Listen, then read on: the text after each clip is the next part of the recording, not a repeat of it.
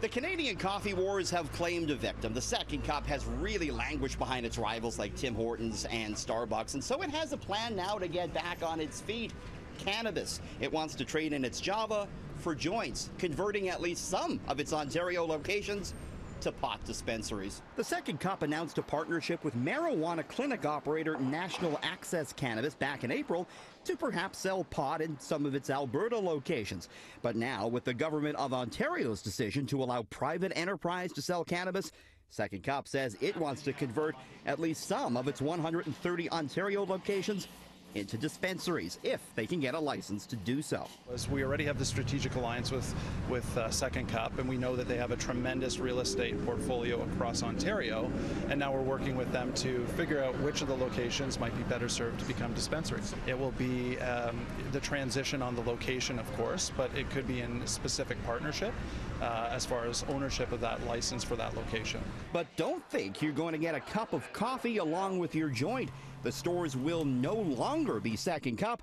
They'll be totally rebranded. So no more coffee. No more coffee. No more Second Cup logo. Not on that location that we've cherry-picked to transition to a dispensary. If it worked under the law and Second Cup came to you and said, listen, you could sell your cannabis in here, we want to sell our coffee too, would you be okay with that? I would definitely be open to it. It's an iconic Canadian brand. Have they asked you about that? No, we haven't spoken about it, no.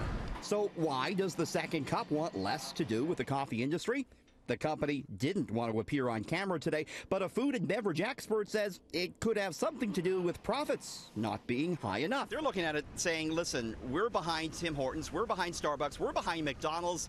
Let's just let the cannabis guys have the stores and make what money we can. Yeah, it's interesting because, again, they have struggled in the coffee market. As we know, Tim's and McDonald's has done a really good job in Starbucks. So, it's a bit of a repositioning, but I think it's an opportunity to salvage some of that prime real estate space. It's not just the Second Cup. Expect retailers of all kinds to jump on the cannabis trade.